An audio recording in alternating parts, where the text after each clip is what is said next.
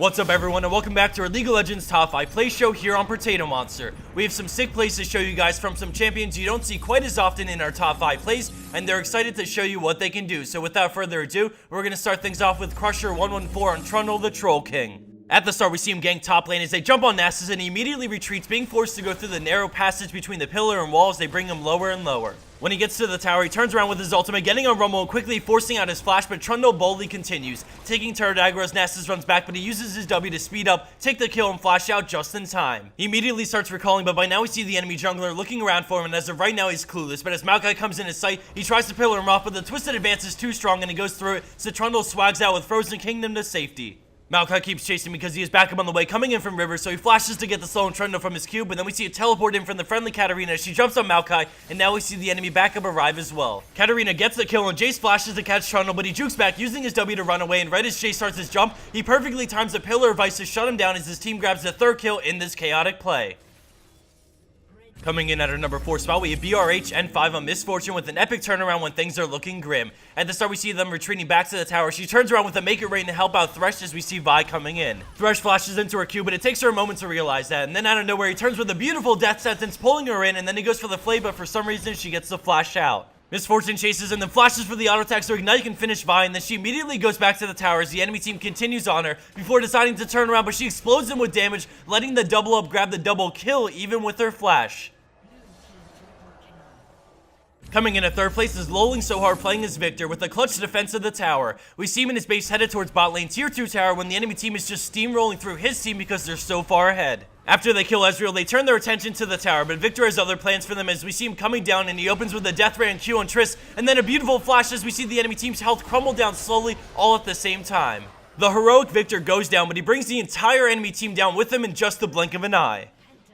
Scoring in at second place, we have X Reticles on Zac with a great clip that really shows some strengths of Zac. At the beginning, we see the fight of Dragon Erupt as he does a great job at jumping on the enemy AD carry, interrupting bullet time and immediately ulting on her to help burst her down. His team secures Dragon and he makes his way over to the other huge threat on the enemy team, Syndra. He whacks away at her, and with the help of Nasus, they bring her down quickly, making it a 3v3. From this point on, it's a bunch of tanky champions smacking each other, but when things start to look good for Red Team, Zac pulls himself together literally via blobs on blobs on blobs. The rest of this clip is pretty long and definitely most enjoyed with the natural in-game sounds of Zac's blobs as he collects them. Enjoy everyone, and I'll see you back here for our number 1 play in just a moment.